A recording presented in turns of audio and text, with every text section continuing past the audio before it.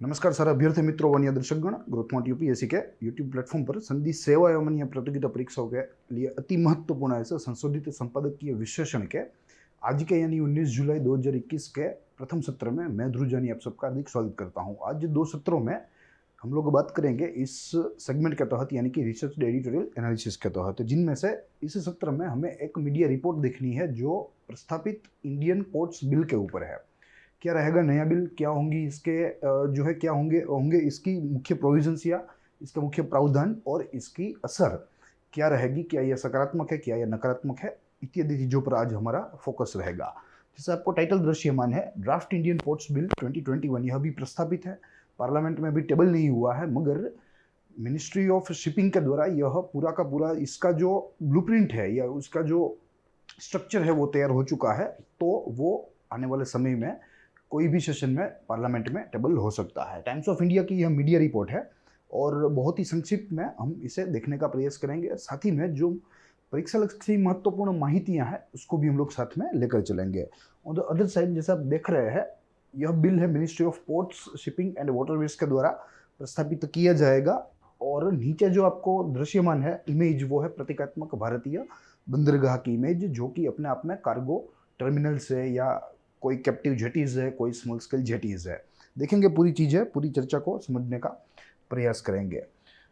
देखिए, आमतौर पे इस सेगमेंट में हम लोग 3 चरणों में बात करते हैं, जिनमें प्रथम चरण में लेख के निष्कर्ष की बात होती है, दूसरे चरण में लेख की महत्वपूर्ण बातें देखते हैं जिनमें कुछ माहितियाँ हो, कुछ परिभाषाएं हो जो लेखक ने हमारे सामने रखी हो, और आखिरी में हम लोग कुछ संशोधित तत्वों का इसमें एडिशन करते हैं इफ रिक्वायर्ड, ताकि लेख जो है वो पूरा परीक्षा लक्ष्य बने। मगर यहाँ आज जैसे आपको मालूम है कि यहाँ एडिट की बात आज नहीं हो रही है, मगर यहाँ एक मीडिया रिपोर्ट की बात हो रही है, तो हम लोग इसे इस पर्टिकुलर क्लासिफिकेशन के तहत देखने का प्रयास करेंगे। जैसे आपको ऊपर टाइटल दृश्यमान लेक्चर क्लासिफिकेशन, तो lecture is classified into 3 broad categories.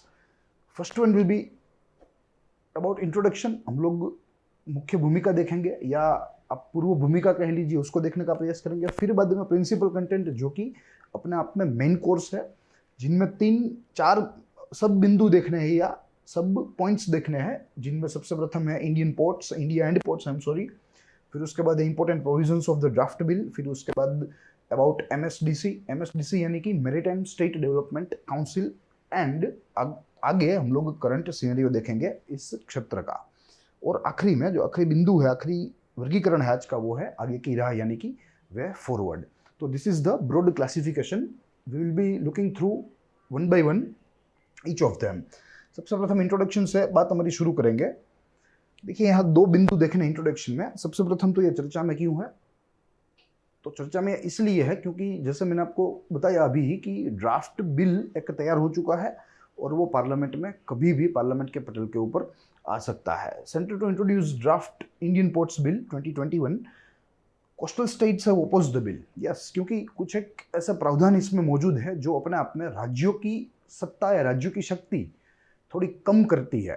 तो उसको लेकर जो कोस्टल स्टेट्स है, जो तटीय हमारे राज्य है, जिनको प्रपोज्ड नुकसान होने वाला है या जिनको हानि होने वाली है, उनके द्वारा इसका विरोध किया जा रहा है, जिसमें सबसे प्रथम है तमिलनाडु के चीफ मिनिस्टर ने इसके खिलाफ जो है एक मूवमेंट शुरू करी है और सारे कोस्टल स्टेट्स के चीफ मिनिस्टर्स को इनवाइट किया है कि आप भी इस ओपोजिंग मूवमेंट में जुड़े, यह विरोध प्रदर्शन में जुड़े, और हम सेंटर से हम लोग अपील करेंगे या सेंटर के विरुद्ध हम लोग विरोध करेंगे कि यह बिल अपने आप में राज्यों के लिए हानिकारक है, राज्यों की सत्ता जो है वो इससे जो है कम होती है या डिक्रीज होती है। एक ही दलील वे लोग पेश कर रहे हैं कि the bill is actually diluting the powers of state. जो आज दिन तक राज्यों को बंदरगाह के संबंध में, बंदरगाह के प्रबंधन के संबंध में या बंदरगाह के नियंत्रण के संबंध में जो सत्ताएं मिली हुई है, उन सत्ताओं का हनन यहाँ इस बिल के द्वारा होगा। और उनके द्वारा तो ये भी कहा जा रहा है, यानी कि जो अपोज्ड चीफ मिनिस्टर्स है जो कि अलग अलग राज्यों के हैं, उनके द्वारा तो ये भी कहा जा रहा है कि ये एक और कदम है जिस कदम से सेंटर राज्यों की जो शक्तियां हैं, राज्यों की जो सत्ताएं हैं, उसको कम करना चाहता है, उसको संकुचित करना चाहता है। तो यहाँ काफ़ी सारे मुद्दे हैं, मगर इसका हमें एक न्यूट्रल एनालिसिस करना है, जिसके तहत हम लोग इस पूरे बिल को और बिल के अंदर दिए गए प्रावधानों का जिक्र करने का या उसको समझने का प्रयास करेंगे उसका जिक्र करके। फिर दूसरा बिंदु है, अगर आज की तारीख में देखा, right now ports are administered by, जो बंदरगाह है उनका प्रबंधन मुख्य रूप से दो कानूनों से होता है। एक है मेजर पोर्ट ट्रस्ट 1963 का कानून और दूसरा है मेजर पोर्ट एक्ट 2020 का। ये हाल ही में फरवरी 2021 में ही सदन में से पारित हुआ।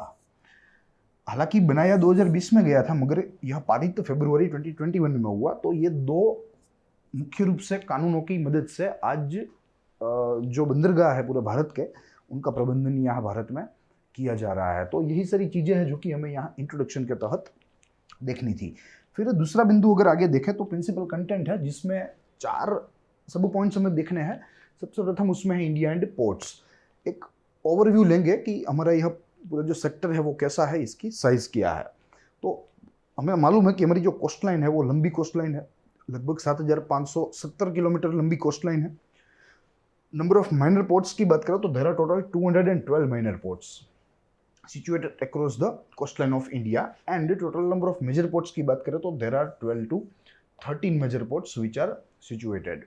ठीक है, जिनमें कुछ बंदरगाहों का अगर एग्जांपल देना हो मेजर पोर्ट्स में, तो हम लोग कंडला का दे सकते हैं, या मारमगोवा का दे सकते हैं, विशाखापट्टनम है, जेवीपीटी है, या ईस्टर्न कोस्ट में आप कह लीजिए एनोर है।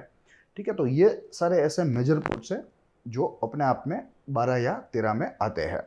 फिर कुल पोर्ट्स की बात करें भारत में और किन राज्यों में सबसे ज़्यादा पोर्ट्स है वो देखें, तो यहाँ एक लिस्ट है हमारे सामने, जिसके तहत maximum number of ports state wise की बात करें तो सबसे प्रथम महाराष्ट्र है विथ 53 पोर्ट्स।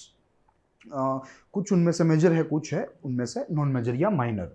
दूसरे पायदान पर है गुजरात 40 बंदरगाहों के साथ। फिर उसके बाद तीसरे नंबर पर है आंध्र प्रदेश, और टोटल 12 पोर्ट्स आंध्र प्रदेश में आज स्थित है। ठीक है, तो यह हमें याद रखना चाहिए, ये हमारी प्रिलिमिनरी पॉइंट ऑफ व्यू से थोड़ा महत्वपूर्ण इश्यू है। ये सारी चीज़ें भी थोड़ी महत्वपूर्ण है, मगर ये तो हमें क्रोनोलॉजिकल ऑर्डर में भी पूछा जा सकता है, या डिक्रीजिंग टू इंक्रीजिंग या इंक्रीजिंग टू डिक्रीजिंग ऑर्डर में भी पूछा जा सकता है, या रैंक की दृष्टि से भी ये सारी चीज़ें हमें प्रिलिमिनरी पॉइंट ऑफ व्यू से पूछी जा सकती है। फिर आगे देखें तो हमें देखना है कि what are major ports, what are minor ports. तो अगर उसको देखने का प्रयास करें तो हम लोग देख सकते हैं कि अगर मेजर पोर्ट्स की बात करें तो देयर आर टोटल 12 to 13 जो हमने बात देखी, उसमें अपार्ट एनोर जो कि तमिलनाडु स्थित है, तमिलनाडु का एक पोर्ट है एनोर, अगर उसको छोड़ दे तो बाकी के सारे जो मेजर पोर्ट्स है उनका शासन सेंट्रल गवर्नमेंट के कानूनों के द्वारा होता है। जो कानून हमने देखे, जिनमें सबसे प्रथम है मेजर पोर्ट ट्रस्ट एक्ट 1963 वाला, and other newly implied major port act 2020 का। ठीक है, तो इन दो केंद्रीय सरकार के जो कानून है, जो लेजिस्लेशंस है, उनके द्वारा अधिकांश मेजर पोर्ट्स का गवर्नेंस शासन होता है, मात्र तमिलनाडु के एनोर बंदर को छोड़कर। अगर एनोर की बात करें तो यह प्रथम भारत का कॉर्पोरेटाइज्ड पोर्ट है, यानी कि एक वाणिज्यिक दृष्टि से यह पोर्ट है। यह पोर्ट कोई ट्रस्ट नहीं है, मगर एक लीगल एंटिटी है, एक कॉर्पोरेट एंटिटी है, which is registered under companies act 1956। तो ये अपने आप में एक अलग बात है, परीक्षा में पूछी जा सकती है, और ये हमें याद रखना है। पूरे भारत में एकमात्र एनोर तमिलनाडु पोर्ट ही ऐसा है जो अंडर कंपनीज एक्ट 1956 रजिस्टर हुआ है, और वो कॉर्पोरेट दृष्टि से अपना कार्य या काम चलाता है। बात रही माइनर पोर्ट्स की, तो देखें तो majorly they are small scale jetties and captive facilities. देखिए, स्मॉल स्केल जेटीज यानी कि बहुत ही छोटी जेटीज जहां कार्गो हैंडल करना थोड़ी मुश्किल बात है। प्लस अगर जो कैप्टिव फैसिलिटी की बात करें तो कैप्टिव फैसिलिटीज इन्हें कहा जाता है जिन बंदरों को लंबी लंबी लीज के ऊपर प्राइवेट एंटिटीज को, प्राइवेट प्लेयर्स को, या कोई वाणिज्यिक समूह हो, उनको दिया जाता है। सपोज मुंद्रा पोर्ट की बात करें गुजरात के, तो वो एक माइनर पोर्ट है और वो एक कैप्टिव फैसिलिटी है, यानी कि गुजरात सरकार ने मुंद्रा पोर्ट को अदानी को लीज के ऊपर दे दिया है फॉर 40 to 50 ईयर्स, या उससे भी लंबी लीज हो सकती है। तो ऐसे प्राइवेट सेक्टर्स को जब लीज के ऊपर कोई बंदर दिया जाए तो उसे कैप्टिव फैसिलिटी कहा जाता है, या कैप्टिव पोर्ट भी उसे कहते हैं। तो ये बात हमें यहाँ याद रखनी है। दूसरा बिंदु देखें तो it is controlled by states. Yes, ये राज्यों के द्वारा कंट्रोल किया जाता है। हालांकि माइनर पोर्ट्स का गवर्निंग इश्यू जो है वो कॉन्करेंट लिस्ट में आता है, ये हमें याद रखना है। शेड्यूल 7 ऑफ कॉन्स्टिट्यूशन का जो कॉन्करेंट लिस्ट है या इसे समवर्ती सूची भी कह सकते हैं, उसके तहत माइनर पोर्ट्स का यह विषय पड़ता है। मगर आज दिन तक केंद्र के द्वारा यह सत्ता राज्यों को दे दी गई थी कि भाई आप इसका प्रबंधन कीजिए, तो राज्यों के द्वारा इसका प्रबंधन होता है। एंड अगर इसके एडमिनिस्ट्रेशन की बात करें, प्रशासन की बात करें, तो it is administered by respective state maritime boards, यानी कि प्रति राज्य का एक अपना मैरीटाइम बोर्ड है जो उस राज्य के मैरीटाइम प्रबंधन की बात करता है, तो उनके द्वारा भी यहाँ इनका प्रबंधन होता था। Maximum number of minor ports की बात करें तो they are in Maharashtra. Total number of ports भी मैक्सिमम महाराष्ट्र में है and maximum number of minor ports भी महाराष्ट्र में ही स्थित है। फिर total out of total 212 only 66 minor ports handle cargo. ठीक है, तो कुल 212 पोर्ट्स है, मगर उनमें से मात्र और मात्र 66 ही कार्गो को हैंडल करता है, यानी कि अन्य जो है वे कम फैसिलिटी वाले हैं या कैप्टिव फैसिलिटी के तहत काम करते हैं, जहां कोल इंपोर्ट होता है, जहां स्टील इंपोर्ट होता है, इत्यादि चीजें। ठीक है, तो ये दोनों का मुख्य डिफरेंस है और दोनों का मीनिंग है। अब आगे देखें तो हमें important provisions of draft bill देखनी है। Yes, there are main 3 important provisions to be understood. First of all, पहली जो 2 यहाँ प्रोविजन है, यानी कि these two points are positive.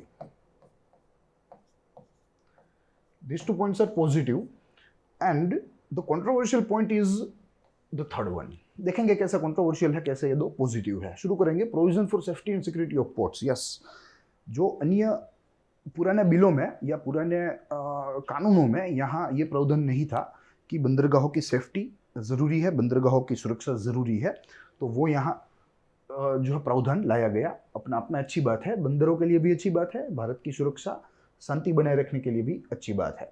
दूसरा, prevention and containment of pollution at ports. Yes, ये भी बात यहाँ सुनिश्चित की गई, ये भी एक अच्छा प्रावधान है कि बंदरगाह के आजू बाजू पॉल्यूशन ना हो, उसे रोकने की भी जिम्मेदारी यहाँ पोर्ट ट्रस्ट के ऊपर निहित है।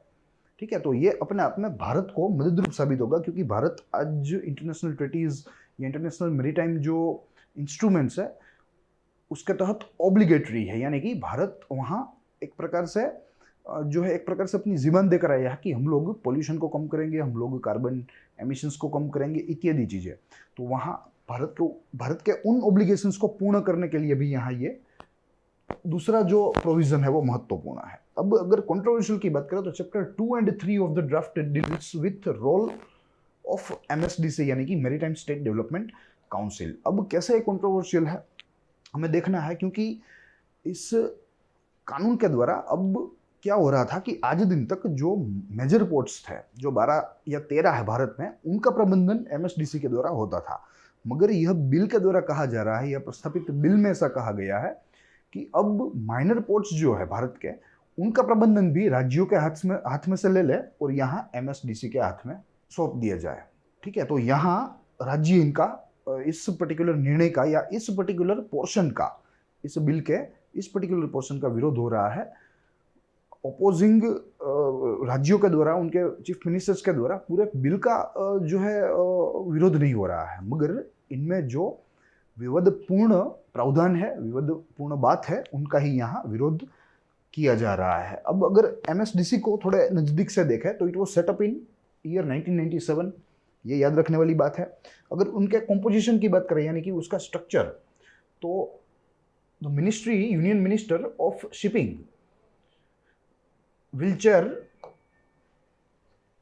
द बॉडी, यानी कि वे अध्यक्ष के रूप पर है यूनियन मिनिस्टर फॉर शिपिंग, और अन्य मेंबर्स में मिनिस्टर ऑफ स्टेट होंगे, यानी कि MOS होंगे, and minister in charge of state maritime departments. जहाँ जहाँ तट है, जो तटीय राज्य है, उनके मैरीटाइम डिपार्टमेंट का जो मिनिस्टर है, रिस्पॉन्सिबल मिनिस्टर, उनको भी यहाँ जगह दी गई है। तो यूनियन मिनिस्टर फॉर शिपिंग है, मिनिस्टर ऑफ स्टेट है, और जो है minister of various maritime departments of different states भी यहाँ मेंबर के तौर पर है, सभ्य के तौर पर है। तो ये इसका जो है एक प्रकार से ऑर्गेनाइजेशन स्ट्रक्चर है। फिर आगे देखें तो देखिए, इसके अगर फंक्शन की बात करें MSDC के, तो it functions as an apex advisory body. यह एक उच्च सलाहकारी जो है बॉडी है जो कि मेजर पोर्ट्स को संकलित कैसे किया जाए, कैसे मेजर पोर्ट्स अपने आप में संकलन में काम करे और सभी का एक साथ में विकास हो, तो वो रणनीति यहाँ इस MSDC के द्वारा बनाई जाती है. It functions as apex advisory body for coordinated development of major ports and it also recommends infrastructure development yes in the region. जहाँ जहाँ मेजर पोर्ट्स है और जहाँ जहाँ इंफ्रास्ट्रक्चरल डेवलपमेंट की ज़रूरत है, for example roads, for example bridges या कोई भी ऐसी चीज़ें आप ले लीजिए जो वहाँ मेजर पोर्ट को रन करने स्मूथली रन करने के लिए ज़रूरी है, उनकी अनुशंसाएं कंसर्न्ड मिनिस्ट्री को दे दी जाती है. अगर रोड बनाना है तो मिनिस्ट्री ऑफ ट्रांसपोर्ट को दी जाएगी, अगर ब्रिज बनाना है तो जो है रिस्पेक्टेड मिनिस्ट्री को वो पर्टिकुलर रिक्वेस्ट या पर्टिकुलर रिकमेंडेशन MSDC के द्वारा दी जाती है. ठीक है, तो ये इसके दो मुख्य कार्य है. मगर अब क्या हो रहा है कि इस एडवाइजरी बॉडी को सरकार नोडल एजेंसी बनाने की बात कर रही है इस लॉ के जरिए. ठीक है, तो यहाँ विरोध की बात हो रही है. देखिए यहाँ लिखा गया है to bring governance of non major ports under MSDC is controversial. Yes, आज दिन तक मेजर पोर्ट्स का प्रबंधन तो इस डेवलपमेंट काउंसिल के द्वारा ही होता था, मगर अब माइनर पोर्ट्स जो कि आज तक स्टेट के डोमेन में थे, अब उसको भी उठाकर यहाँ MSDC में रखने की बात यह ड्राफ्ट बिल में की गई है. वो अपने आप में विवादास्पद है या विवादपूर्ण है. तो ये बात रही कुछ मुख्य प्रावधानों की और MSDC की. अब अगर करंट सिनेरियो में जो कि इसका तीसरा सब बिंदु है या सब पॉइंट है, उसके तहत देखें तो इसमें भी हमें कुछ बिंदु देखने हैं, जिनमें सबसे प्रथम है शेयर इन कार्गो. देखिए यहाँ है टेबल बना हुआ है हमारे पास, जिनमें एक बाजू टाइप है, पीरियड है और यहाँ कंट्रीब्यूशन की बात की गई है इन कार्गो मैनेजमेंट या कार्गो मूवमेंट हम लोग कह सकते हैं. Cargo movement. अब देखिए मेजर पोर्ट्स की बात करें तो 1993 से 2020 तक इसकी जो मूवमेंट है इसमें हमें बहुत ही एक स्टीप डिक्रीज देखने को मिलेगा. इन 1993 major ports were handling approximate 92% of cargo movement, but the contribution is decreasing with time. In 2020 it was just 54%. देखिए आप कितना फर्क है, 92 से 54 हो गया. एंड ऑन द कॉन्ट्ररी अगर माइनर पोर्ट्स देखें सेम टाइम पीरियड में, तो यहाँ हमें एक प्रकार से इंक्रीमेंट देखने को मिलेगा इसके कंट्रीब्यूशन में, right from 8% to 46%. There is a steep rise in the contribution. तो यहाँ से कह सकते हैं कि माइनर पोर्ट्स अब धीरे धीरे जो है मेजर पोर्ट्स को भी ओवरटेक कर लेंगे अपने कंट्रीब्यूशन में. और ये भी एक बात वास्तविक है कि कई सारे ऐसे मेजर पोर्ट्स है जिनकी ऑपरेशनल एफिशिएंसी अपने आप में माइनर पोर्ट्स से भी कम है, उनकी जो कार्यक्षमता है वो माइनर पोर्ट्स से भी कम है. तो यहाँ यह सारी चीज़ों को ध्यान में रखते हुए यह बिल माइनर पोर्ट्स का भी प्रबंधन अब MSDC को सौंप रहा है. तो यहाँ सेंटर के द्वारा यह दलील की जा रही है कि राज्यों को इस कदम को एक जो है एक विकासशील कदम के रूप में देखना होगा, एक कंस्ट्रक्टिव स्टेप के रूप में देखना होगा, नहीं कि एक डिस्ट्रक्टिव स्टेप के रूप में या ऑथोरिटेटिव स्टेप के रूप में. यहाँ एक नोट दी गई है, minor ports are all set to overtake major ones yes in a very few years. अगर यही तेजी से, अगर यही पेस से माइनर पोर्ट्स का कार्य और उनका योगदान बढ़ता रहा तो वे मेजर पोर्ट्स को भी ओवरटेक कर लेंगे और वो दिन दूर नहीं है. फिर आगे देखें तो अगर प्रेजेंट कैपेसिटी की बात करें तो अगर कंबाइंड कैपेसिटी देखें, यानी कि मेजर और माइनर दोनों पोर्ट्स साथ मिलाकर पूरे वर्ष में 1500 मिलियन टन्स कार्गो को एक जगह से दूसरी जगह या उसका मूवमेंट कर सकते हैं. मगर आज वास्तविकता ये है कि हम लोग मात्र और मात्र 700 मिलियन टन ही मूव कर रहे हैं, 700 मिलियन टन कार्गो ही मूव कर रहे हैं. तो यहाँ कहने का तात्पर्य यह है कि जो कैपेसिटी इंस्टॉल्ड है, आज जो हमने कैपेसिटी बना ली है, वहाँ तक भी हम लोग उसको भी ऑपरेशनल फुल कैपेसिटी से ऑपरेशनल नहीं कर पा रहे हैं. तो यहाँ सबसे प्रथम तो भारतीय सरकार को और उसके जो प्रशासनिक इंस्ट्रूमेंट्स है, जो टूल्स है, उनको यहाँ यह हमारी ऑपरेशनल कैपेसिटी बढ़ाने से भी जो कैपेसिटी बढ़ गई है उसको फुली यूटिलाइज करने का प्रबंधन करना चाहिए, उसके ऊपर अपना ध्यान फोकस करना चाहिए. आज मात्र और मात्र हम लोग 47% ही हमारी कुल कैपेसिटी का उपयोग कर पा रहे हैं. जो हमारी इंस्टॉल्ड कैपेसिटी है। ठीक है, तो अगर हम इसे इस प्रतिशत को बढ़ाए 47 से 60 करें, 60 से 80 करें, तो मुझे लगता है कि यहाँ हमारे माइनर और मेजर पोर्ट्स दोनों का परफॉर्मेंस बहुत ही अच्छा हो सकता है और हम लोग इंटरनेशनल सप्लाई चेन में भी हमारा नाम आगे बढ़ा सकते हैं, आगे कर सकते हैं। प्लस अगर बात करें बजट की, तो देखिए ओवरऑल जो मिनिस्ट्री ऑफ शिपिंग है वो एक कैश स्ट्रैप्ड मिनिस्ट्री है, यानी कि यहाँ इस मिनिस्ट्री के कार्य में या इस मिनिस्ट्री को नकद की जो है बहुत ही ज़रूर है, यानी कि कैश की बहुत ही ज़रूर है, क्योंकि इसका बजट मात्र और मात्र 2000 करोड़ से भी कम रहता है प्रति वर्ष। ठीक है, तो इतने कम बजट में पूरे भारत के बंदरगाहों का प्रबंधन अपने आप में एक चुनौतीपूर्ण है। तो यहाँ बजट भी बढ़ाना चाहिए ताकि यह मिनिस्ट्री कैश क्रंच से बाहर निकल सके। ठीक है, तो ये बात रही कुछ करंट सिनेरियो की। अब आगे देखें तो हमें वे फॉरवर्ड देखना है, यानी कि आगे की राह। 3 महत्वपूर्ण बिंदु यहाँ समझने हैं, जिनमें सबसे प्रथम बिंदु कहता है कि कोई भी लॉ आए, कोई भी मैकेनिज्म आए, वो हर्डल्स क्रिएट नहीं करना चाहिए, मगर ट्रांसपेरेंसी को बढ़ाना चाहिए। जो है ट्रांसपेरेंसी को बढ़ाए ऐसा होना चाहिए, प्लस स्पीड को भी बढ़ाए ऐसा होना चाहिए, ना कि किसी भी प्रकार का हर्डल आए, चाहे वो ब्यूरोक्रेटिक हो चाहे वो पॉलिटिकल हो। तो सबसे प्रथम बात यहाँ यह की गई है कि law or mechanism should not create more hurdles, but it should be smooth, it should be efficient. दूसरा बिंदु कहता है कि till now state had power to plan, develop, regulate, control ports, minor ports, which is transferred to MSDC. States opposing on this point. और दूसरी बात अगर मैं आपको बताऊं तो यहाँ स्टेट्स को साथ में लेकर चलना चाहिए, बीच का रास्ता निकलना चाहिए। जैसे जीएसटी में केंद्र सरकार ने निकाला था, जब जीएसटी को लागू करना था और राज्य राजी नहीं हो रहे थे, तो उनको एक जो है बीच का रास्ता दिया और राज्यों को राजी किया। तो कुछ इस तरह का मैकेनिज्म या कुछ इस तरह की ट्रिक यहाँ केंद्र सरकार को अपनानी चाहिए इस पर्टिकुलर ड्राफ्ट बिल को पारित करने के लिए, उसे लागू करने के लिए। And the third point in way forward says that composition of MSDC should be made more federal. Yes, आज अगर देखें तो इनमें हमें सेंटर का फेवर ज़्यादा देखने को मिलता है, मगर आज दिन तक तो वो एक मात्र सलाहकारी संस्था थी, एक सलाहकारी बॉडी थी, एडवाइजरी बॉडी थी, तो कोई फर्क नहीं पड़ता था। मगर अब एक नोडल एजेंसी बनने जा रही है, तो यहाँ सेंटर का फेवर कम करना चाहिए, राज्यों का कंट्रीब्यूशन ज़्यादा करना चाहिए, इनफैक्ट इसे ज़्यादा से ज़्यादा फेडरल, ज़्यादा से ज़्यादा समवायी बनाना चाहिए। तो ये बात थी जो आज हमें यहाँ देखनी थी। 3 बिंदु देखे हमने। सबसे प्रथम हमने इंट्रोडक्शन में क्यों ये न्यूज़ में है और आज की हालत है प्रबंधन की बंदरगाहों के, उसके बारे में देखा।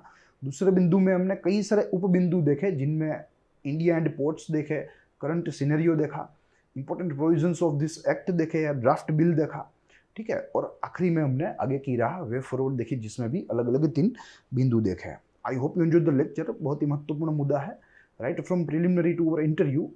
It is very important concept and हमें ये काफ़ी बार जो है उपयोग में आ सकता है। साथ ही में यहाँ से मेंस का प्रश्न भी निकल सकता है, प्रीलिम का भी निकल सकता है, और इंटरव्यू में भी मौखिक रूप से भी आपको पूछा जा सकता है। मगर हमारे पास एक प्रिलिमिनरी पॉइंट ऑफ व्यू से एक मॉडल क्वेश्चन रेडी है, जो आपके स्क्रीन के ऊपर है। निम्नलिखित कथनों के ऊपर आपको विचार करना है। हमारे पास 4 कथन है। पहला कथन कहता है भारत में सबसे ज़्यादा बंदरगाह महाराष्ट्र में है। दूसरा, भारत में सबसे ज़्यादा बंदरगाह गुजरात में है। तीसरा, भारत में बड़े बंदरगाहों का प्रबंधन संबंधी राज्यों के द्वारा किया जा रहा है। और चौथा बिंदु कहता है कि भारत के कुल बंदरगाहों की कुल कार्गो वहन की क्षमता 1500 मिलियन टन प्रति वर्ष है। आपको इन कथनों को पढ़ना है, इनके ऊपर विचार करना है और इनमें से जो सत्य कथन है उनको चुनना है, चाहे वो 1 हो चाहे 1 से अधिक हो। ऑप्शन हमारे पास है जो कहते हैं, जिनमें ऑप्शन ए कहता है केवल 2 और 4 सही है, ऑप्शन बी कहता है केवल 2, 3 और 4 सही है, ऑप्शन सी कहता है केवल 1 और 4 सही है, and the last option D कहता है केवल 1, 3 और 4 सही है। आपको इसका सही जवाब कमेंट सेक्शन में कमेंट करना है। हमारी तरफ से इसका सही जवाब इस सेशन के प्रीमियर होने के कुछ घंटों के बाद वहाँ पिंडअप किया जाएगा, आप वहाँ से रेफरेंस ले सकते हैं। साथ ही में अगर आप तैयारी कर रहे हैं संधि सेवा की और आगे जनरल स्टडीज़ अपना जो है वो थोड़ा मजबूत बनाना चाहते हैं, तो आप ग्रोथ माउंट यूपीएससी के साथ आज ही जुड़े और हमारे प्लेलिस्ट को आप चेक कीजिए। अलग अलग प्लेलिस्ट के तहत हम लोग जनरल स्टडीज़ के कंटेंट का जो है यहाँ अध्ययन करवाते हैं और साथ ही में करंट का भी अध्ययन इस सेशन या सेगमेंट यानी कि रिसर्च एडिटोरियल एनालिसिस के तहत हम लोग प्रतिदिन करते हैं। प्लस हम लोग प्लान कर रहे हैं कि जो आज हमारी एक विशेष श्रृंखला चल रही है जो कि साप्ताहिक है, प्रति वीक एक लेक्चर हम लोग जो है जिसका प्रीमियर करते हैं, important laws that transformed India. ठीक है, तो हम लोग प्लान कर रहे हैं कि इस सीरीज को हम लोग ऑल्टरनेट डेज कर दे और एक दिन छोड़ के एक लेक्चर जो है वो यहाँ प्रीमियर किया जाएगा और आप उसका लाभ यहाँ से ले सकते हैं।